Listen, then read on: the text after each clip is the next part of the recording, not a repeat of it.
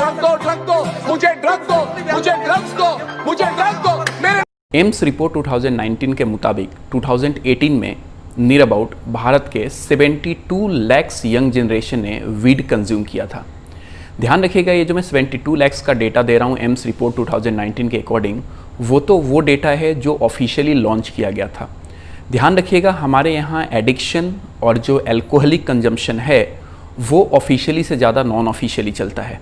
जी हाँ, बिल्कुल सही सुन रहे हैं, मैं बेसिकली बात कर रहा हूँ आज एडिक्शन के बारे में।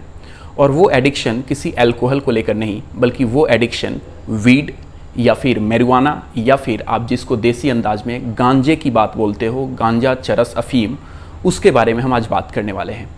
बेसिकली उसके बारे में मैं बात करूंगा कि हमारे इंडिया में वीड या फिर मैरिजुआना, अफीम, चरस को लेकर इंडिया में लॉ क्या है, क्या इसकी कैरी करना, क्या इसको कंजम्पशन करना, क्या ये इलीगल ऑफेंस है, क्या आपको पुलिस कहीं पे गिरफ्तार कर सकती है, क्या आप इसको कहीं पे भी किसी पार्टी लॉन में या फिर किसी पर्सनल कैपेसिटी में या फिर प्राइवेट रूम में आप इसको कंज्यूम कर सकते हो क्या, एक्सेट्रा। आज हम इसके लीगल फॉर्मेलिटी, लीगल एग्जिस्टेंस के बारे में डिस्कस करेंगे। सबसे पहले तो मैं आपको ये समझा दूं कि ये गांजा, चरस या फिर अफीम ये है क्या।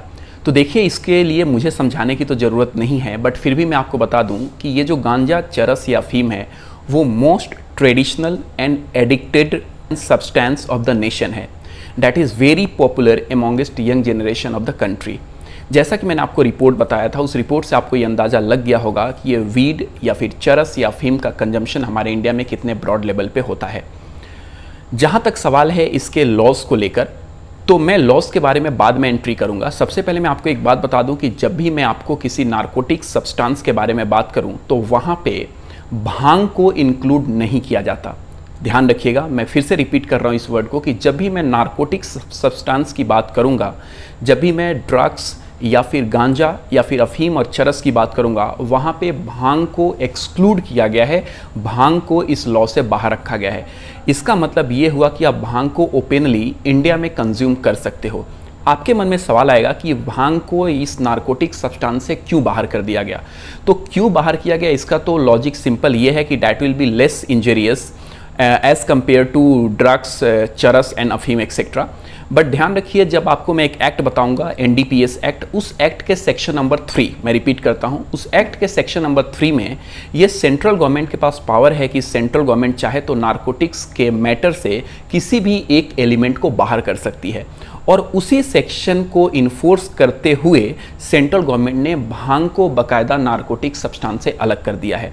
तो मैं आज आपसे जो भी बात करने वाला हूं, that is for the narcotic substance like गांजा या फिर आप चरस या फिर अफीम की बात करो।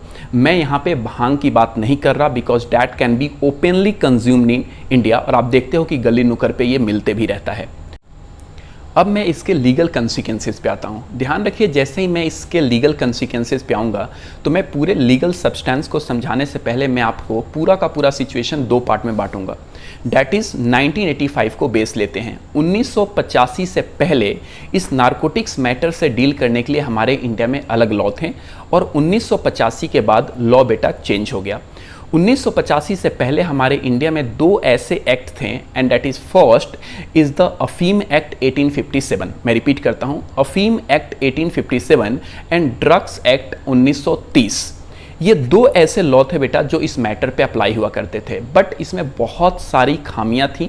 जैसे ये इंटरनेशनल स्टैंडर्ड पे फिट नहीं बैठता था, जिसके कारण सेंट्रल गवर्नमेंट ने फाइनली 16 सितंबर 1985 को ये पूरे पैन इंडिया लेवल पे, ध्यान रखिएगा पैन इंडिया लेवल पे, मतलब पूरे भारत के लिए एक सेंट्रल एक्ट बनाया जो narcotics, drugs and psychotropic substance को डील करता है, जिसका नाम है बेटा NDPS। NDPS मतलब narcotics, drugs, substance and psychotropic act 1985।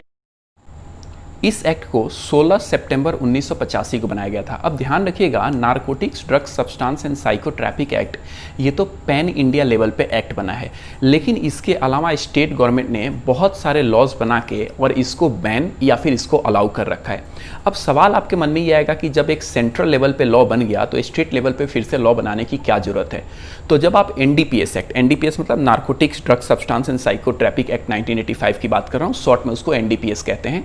जब आप एनडीपीएस एक्ट के सेक्शन नंबर 10 को देखोगे ना, तो उस सेक्शन नंबर 10 में बेटा स्टेट गवर्नमेंट को पावर दिया गया है। ध्यान रखिएगा, स्टेट गवर्नमेंट को पावर दिया गया है कि state government by making the law, state government by making the law अपने स्टेट में, अपने टेरिटरी में किसी चीज को बेटा क्या कर सकती है, इन्फोर्स कर सकती है, या किसी चीज को क्या कर सकती है, प्रोहिबिट कर सकती है।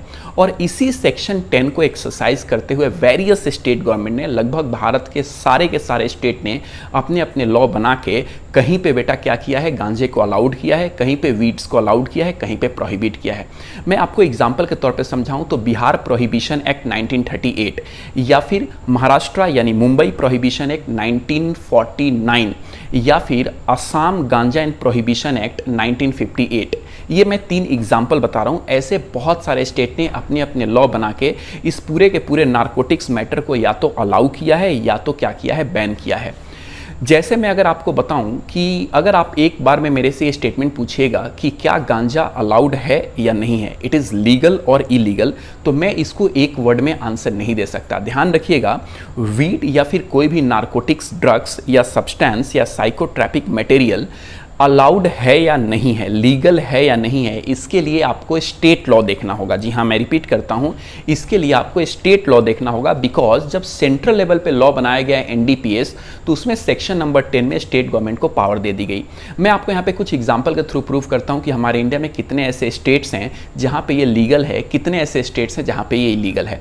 अगर मैं बात करता हूँ नारकोटिक्स मैटर बैन को लेकर, नारकोटिक्स मैटर बैन को लेकर अगर मैं बात करूँ तो बिहार है, गुजरात है, महाराष्ट्र है और आपका ये असम है।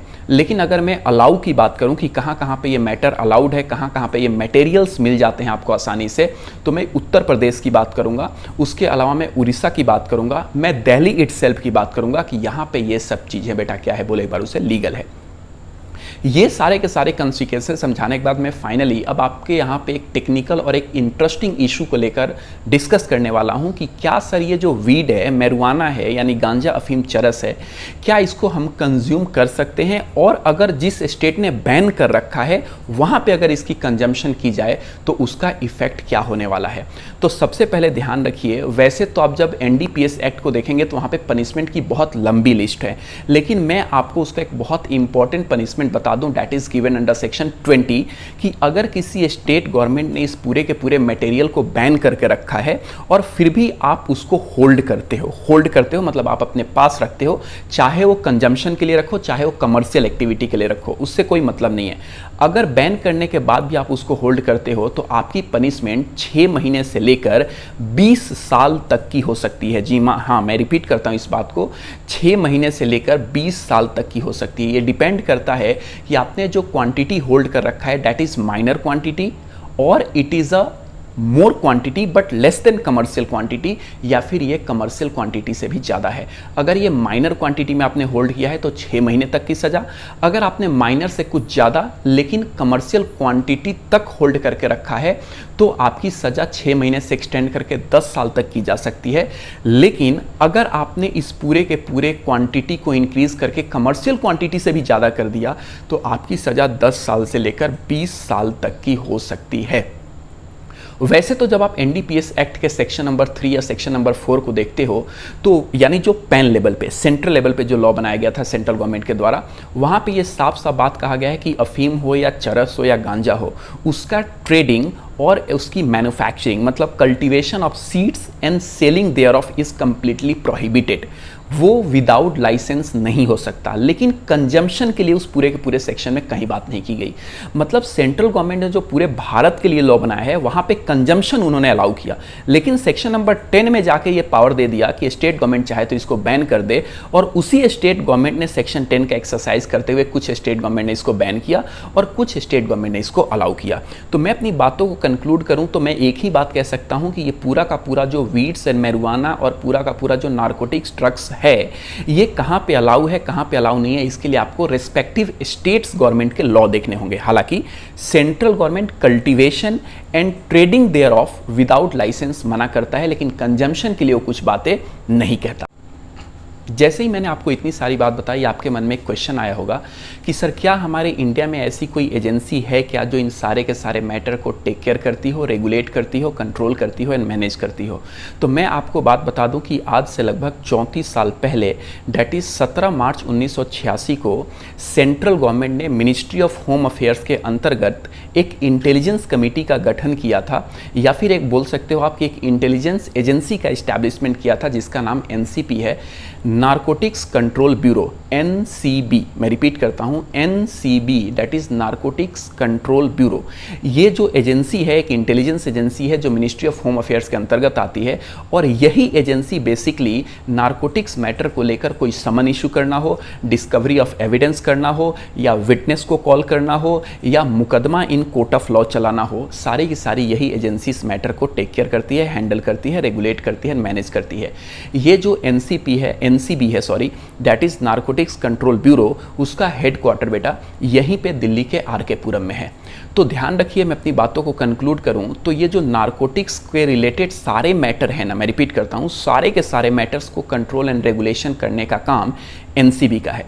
अब मैं इस बात से आपको कहना क्या चाहता हूं ये कि जब भी आप कोई वीड या जब भी आप मैरिजुआना या फिर गांजा या चरस या अफीम कंज्यूम करते हो और वहाँ पे पुलिस आपको रंगे हाथ पकड़ लेती है, तो जनरली पुलिस बेटा क्या करती है कि आपको थाने में लेकर जाती है, और थाने में लेके जाने के बाद वो एफआईआर की धमकी देती है।